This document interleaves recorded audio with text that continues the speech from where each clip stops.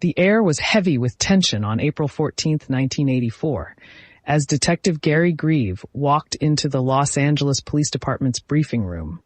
A series of break-ins and murders had struck fear into the heart of the city, and clues were scarce. The room was filled with officers poring over maps and photographs, trying to connect the dots. The latest victim, Jenny Vinkow, had been found just days before. But she was not the first. Each crime scene bore similarities: forced entry, brutality, and bizarre symbols. It was time to treat these incidents as the work of a single perpetrator. The investigation had officially begun, and every officer in that room felt the weight of the task ahead. On January 30, 1985, Richard Ramirez was formally charged with 14 counts of murder. The trial that unfolded was nothing short of a spectacle, drawing enormous media attention. Judge Daniel Guerin presided as the prosecution laid out a chilling narrative. Eyewitnesses took the stand, recounting harrowing encounters with a man they described as having wild eyes and a chilling presence. Forensic experts presented evidence, like shoe prints and ballistic matches, weaving a net around Ramirez. The defense, led by Ray Tamayo, tried to punch holes in the prosecution's case, questioning the reliability of witnesses and the integrity of crime scene handling. But the jury was not swayed. On September 20, 1989, they pronounced Ramirez guilty, sealing his fate with a death sentence. Yet the courtroom drama was only a fragment of a larger, more intricate story. Manuel de la Torre was a name that would become pivotal in the unfolding narrative. A resident of East Los Angeles, de la Torre had seen a man skulking near a crime scene, a face he would never forget. His testimony provided a breakthrough, linking Ramirez to the scene with chilling certainty. Detectives followed up on his account, which led them to a fingerprint left behind during one of the break-ins. It was a turning point. For the first time, they had tangible evidence that could tie Ramirez to the heinous acts. The fingerprint was sent for analysis, and the match was undeniable. The net was closing, and Ramirez's reign of terror was beginning to unravel. However, not all leads were pursued with equal urgency. Early in the investigation, a crucial piece of evidence slipped through the cracks. At one of the initial crime scenes, a neighbor had reported seeing a familiar car parked nearby, a 1978 Mercury Marquise. How many more clues had been overlooked? Scene 1. On May 29, 1985, a storm brews. The night was quiet, but inside the home of Mabel Bell and her sister Florence Lang, a storm was brewing. The clock ticked past midnight when Richard Ramirez struck.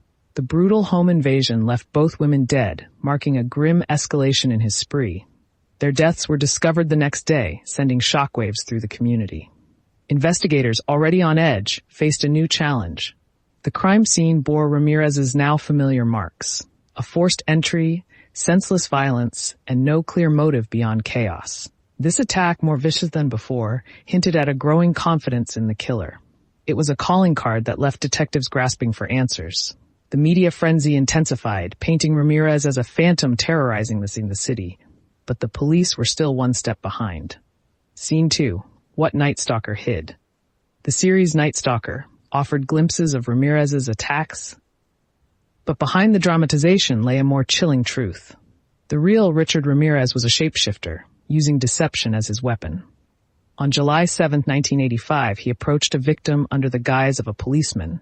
The ruse was a documented lie that added layers to his menace, something the show only touched upon. In reality, Ramirez's ability to manipulate his victims by assuming authority figures revealed his cunning and adaptability. It wasn't just brute force that made him dangerous, it was his psychological warfare, something that the show only hinted at. This deception allowed him to slip through the cracks multiple times, evading capture by outsmarting those who trusted too easily. Scene 3. Real people, real actions. Mercedes Munoz, Ramirez's mother, lived with the burden of her son's infamy. Throughout the 1980s, she grappled with a reality she couldn't reconcile. Her attempts to understand or explain her son's actions were met with disbelief and sorrow. Julian Tapia Ramirez, Richard's father, had been a strict disciplinarian. In the 1960s and 70s, he tried to instill order in Richard's chaotic life. Yet, his efforts were met with rebellion and defiance, laying a foundation that would later crumble under the weight of Richard's crimes. Meanwhile, Detective Frank Salerno, a key figure in the hunt for Ramirez, became relentless. His pursuit was driven by the desire to bring an end to the terror-gripping Los Angeles. Salerno's tenacity was instrumental, pushing the investigation forward despite numerous setbacks. Would his effort finally pay off? Scene 4. Investigation pressure mounts. August 24, 1985, marked a turning point. A surveillance camera caught an image of Ramirez's car, a vital clue that should have been a breakthrough. Yet the decision not to immediately release the photograph to the public was a critical error. This delay allowed Ramirez to continue his spree, leaving a trail of fear across the city. Public anxiety reached a fever pitch. The pressure on law enforcement agencies was immense, with media outlets questioning their competence. The community demanded answers, but the investigation seemed mired in red tape and missteps. Scene 1. August 31, 1985. A sweltering afternoon in East Los Angeles. Richard Ramirez, oblivious to the net closing around him, walked the sunlit streets. But this was no ordinary day.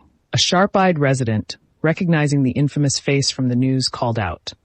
Panic surged through the neighborhood. A crowd formed, and the air buzzed with tension as people realized who walked among them. The police arrived swiftly, pinning Ramirez to the asphalt.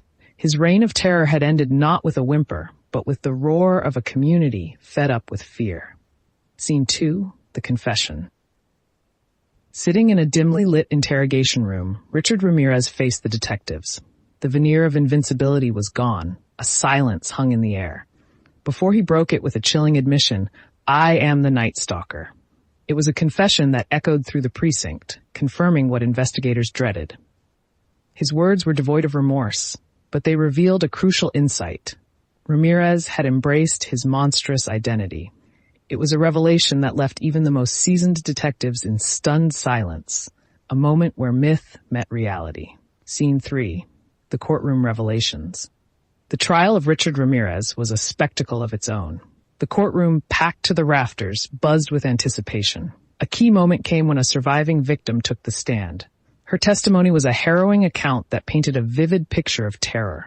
The jury listened, rapt, as she recounted the night's events, the fear palpable in her voice. The prosecution, led by an unwavering team, laid out the evidence with precision. The defense attempted to cast doubt, but the truth was undeniable. A shoe print, a fingerprint, and the chilling testimony all converged to seal Ramirez's fate. Scene 4 shows truth exposed. Here is what Night Stalker got right. The series accurately portrayed the fear that gripped Los Angeles during Ramirez's spree. It captured the tense atmosphere and the relentless pursuit by law enforcement, especially the crucial role of Detective Frank Salerno. Here is what they completely changed or left out. The show romanticized Ramirez, portraying him as more charismatic than he was in reality. It omitted the full impact of the community's role in his capture, a collective effort that was pivotal. Additionally, the series glossed over the psychological manipulation Ramirez wielded, which was as chilling as his physical crimes. Scene 1. Immediate aftermath. Richard Ramirez's death on June 7, 2013, marked an end, but not closure. While awaiting execution at San Quentin State Prison, his legacy continued to haunt. For the families of his victims, justice was a word, not a feeling.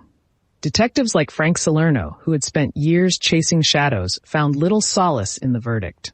Mercedes Munoz, his mother, lived with a heavy heart, a mixture of maternal love and incomprehensible horror. His father, Julian Tapia Ramirez, withdrew further into the shadows of a past he could not reconcile. Yet the streets of Los Angeles carried on, forever marked by the memory of the terror that once walked among them. Scene 2. The unanswered question. Despite Ramirez's conviction, questions lingered. Why had he committed such atrocities? What drove his violent impulses? After his death, Ramirez's brain was preserved for study. Scientists hoped to uncover clues about his psyche, searching for answers in the chemistry of his mind. But the findings remained inconclusive, leaving a gap in understanding that continues to perplex criminologists and psychologists alike. His reign of terror may have ended, but the mystery of his mind remained unsolved, a puzzle with missing pieces. Scene 3. What this story reveals.